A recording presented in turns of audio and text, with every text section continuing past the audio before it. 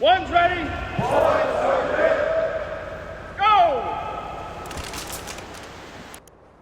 Hey everybody, welcome back to the One's Ready podcast. You're in the team room, and this is your daily drop for the 15th of May, brought to you by Ataclete gear. If you guys aren't using their stuff, you're missing out because they've got all the rocket fins, booties, high volume masks, snorkels, ropes for knot tying, Alice rucks, and all that kind of stuff. And you can get their gear at a discount by going to onesready.com.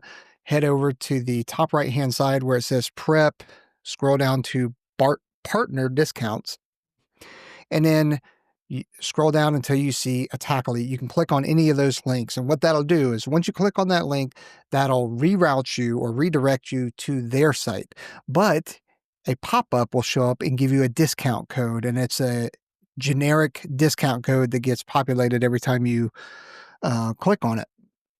Use that code, get yourself a discount, and really get the gear that you're going to be expected to use in the pipeline, whether you're going to BUDS, Special Forces Assessment and Selection, Air Force Assessment and Selection, or you just want to get better.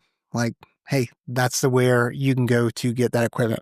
So if you are new here, the Daily Drop is Department of the Air Force's curated news list that gets sent out from Public Affairs every day.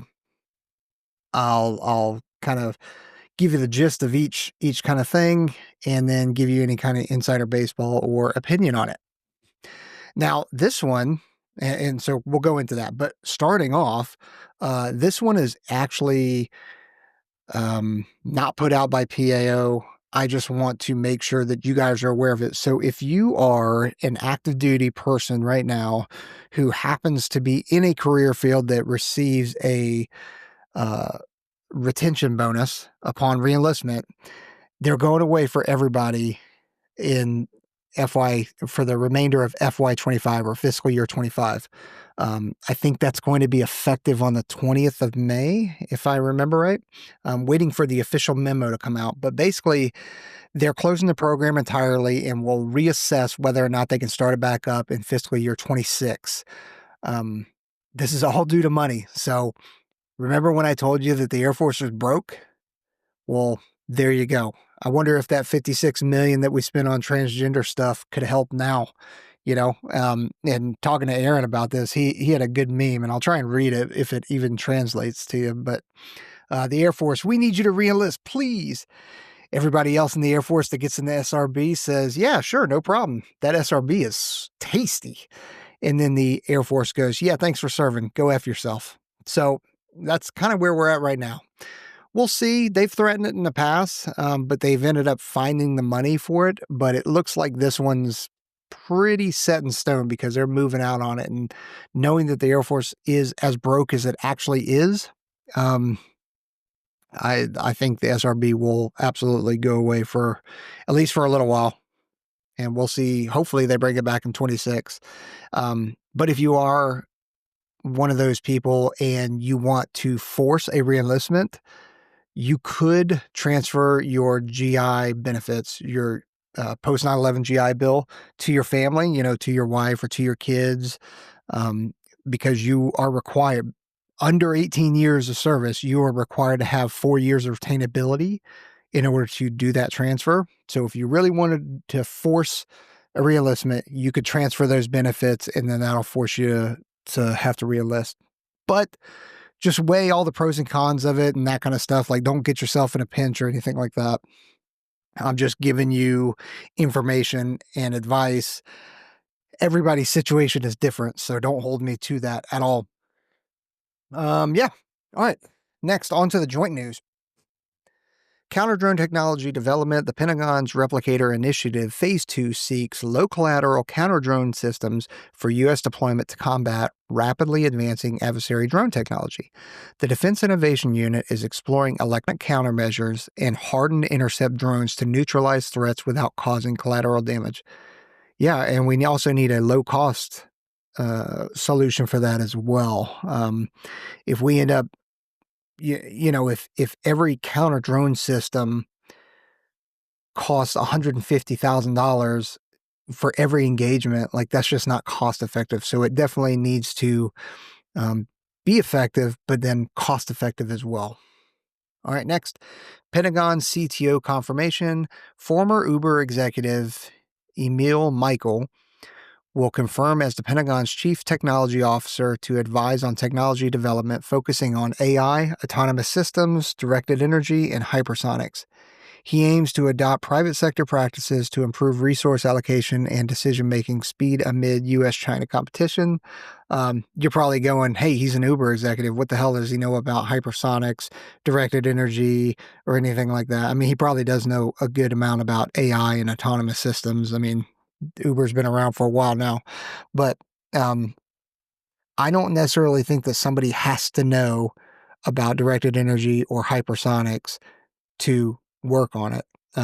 Now, I don't mean being the engineer that's doing the coding or the building or the designing of it, but when you start talking about workflow and processes and innovative thinking, like maybe he is the right guy for it, and he could be the wrong guy for it. I mean, who knows? Time will tell. Next, Army Pacific Logistics Preparation. The U.S. Army and Transportation Command are establishing small logistics outposts and pre-positioned equipment caches in the Indo-Pacific or for potential conflicts. AI-driven demand prediction and tools to reduce fuel and water needs are being leveraged to optimize logistics in a theater without large staging bases. So we do this already. We stage things at different bases. That's why you'll see a lot of bases that there aren't that many people, and you're kind of like, why the hell do we have a base out here? Well, because it's a staging location, whether we're going to stage out of it or we're able to put, fuel, water, equipment, food, that kind of stuff already pre-stage it. Because if you have to move logistically into an area and have a large footprint, doing all of that while you're trying to fight a war or a conflict is not really feasible. So you go ahead and you pre-position all of that stuff, and then it makes it quicker and logistics easier. You just have to stay up with the equipment, because a lot of times when that stuff sits, it expires or it goes bad and that kind of stuff. So you gotta refresh it occasionally. Pentagon hotline failure.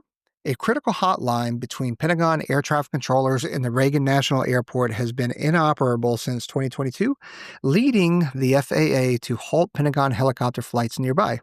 The Senate is considering revising an FAA-Army agreement due to the DoD's failure to maintain the hotline. Damn, Army. Due to the DoD, as in the Army's failure to maintain the hotline. I mean, how hard is it to keep a phone line running? I don't know. Maybe it's really, really expensive, and maybe that's where some of this money is going to. All right, Air Force news. The F-47 combat capabilities. The F-47 Next Generation Air Dominance Fighter will feature a combat radius of over 1,000 nautical miles and speeds above Mach 2, enhancing its edge in Indo-Pacific conflicts. Chief of Staff David Alvin emphasized its role in a modernized force delivering lethality and agility against the adversaries. Man, I'm excited to see what this thing is capable of. All right. Guam Readiness Deterrence. Brigadier General Thomas Palenske, commander of the 36th Wing in Guam, affirmed the Air Force's readiness to deter Indo-Pacific adversaries through rigorous daily training.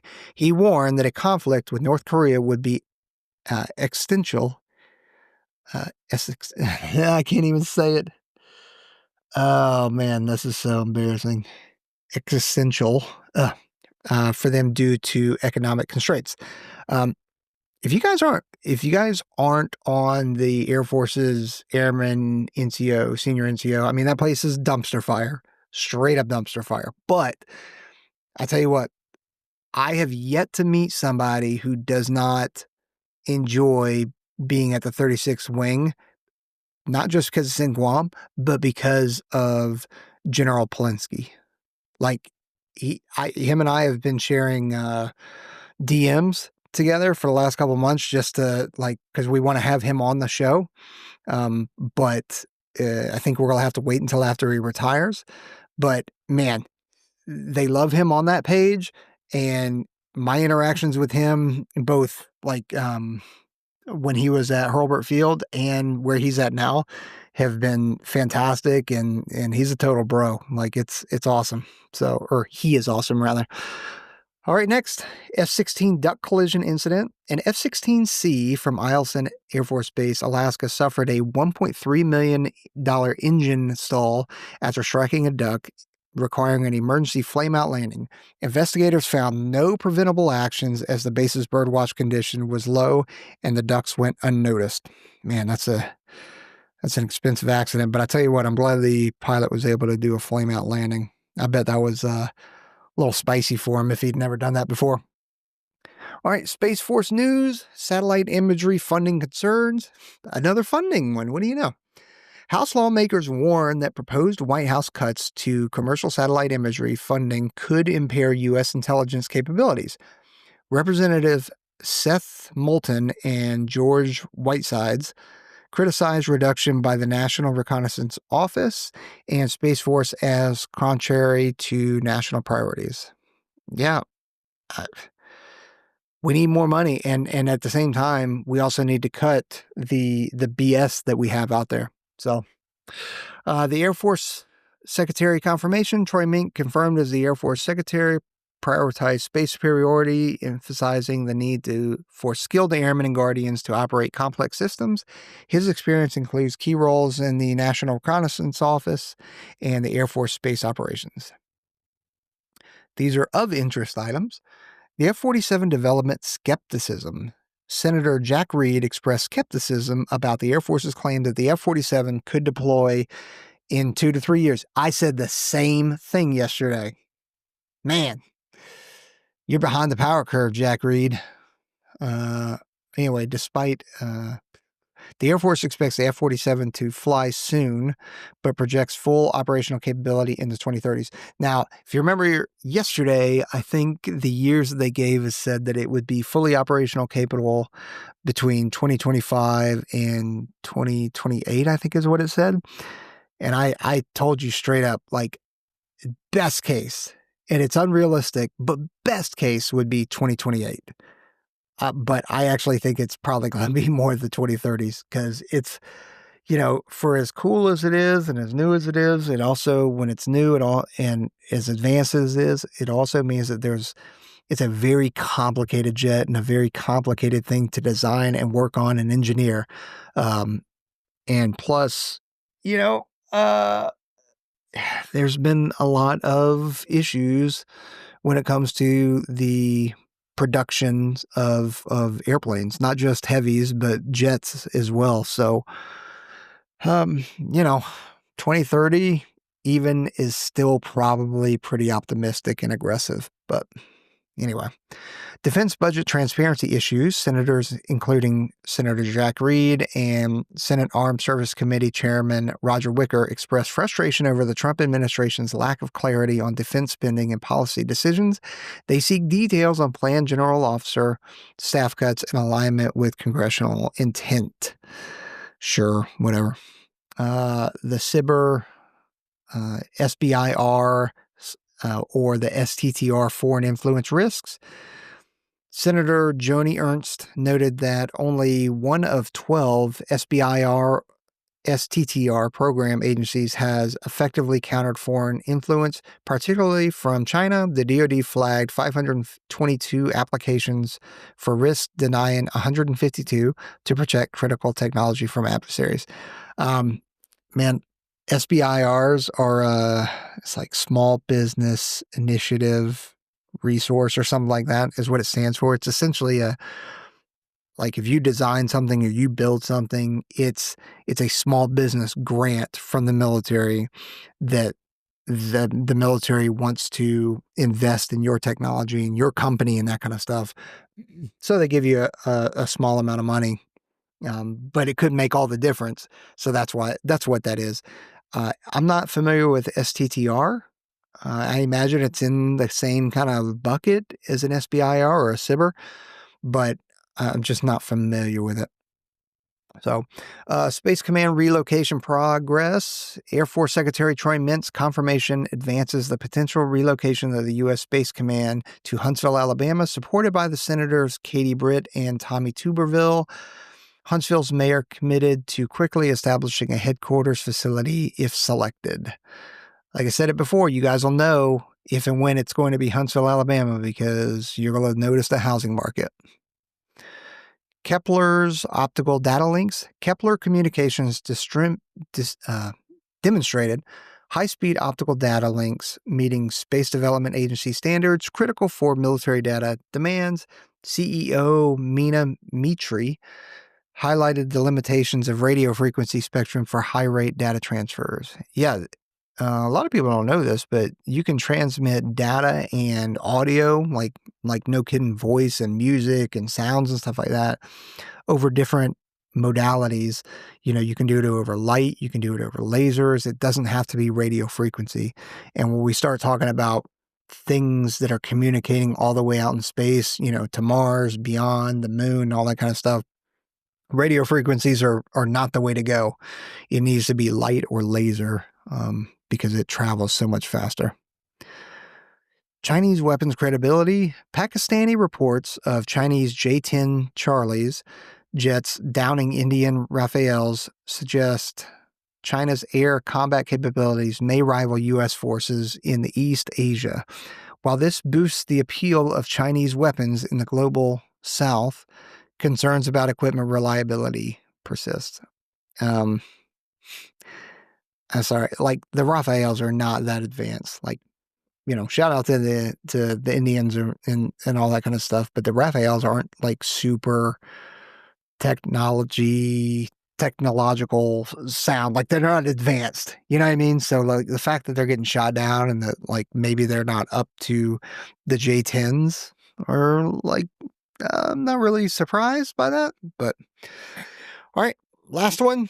Terror plot on Army base. A former Michigan National Guardsman was arrested for plotting an ISIS-inspired attack on the Army base using Molotov cocktails and assault weapons. His use of a drone for surveillance highlighted the growing importance for drone security measures. Right, and that kind of goes back to one of the first ones when we start talking about counter-drone solutions. It's got to be cheap because there are so many drone incursions that happen around forward operating bases, around actual bases, Army posts, Marine bases, Air Force bases, and all that kind of stuff. Like these things happen all the time. And if the solution is super expensive, like we've already been talking about budget a lot in this, right? So we're hurting on money.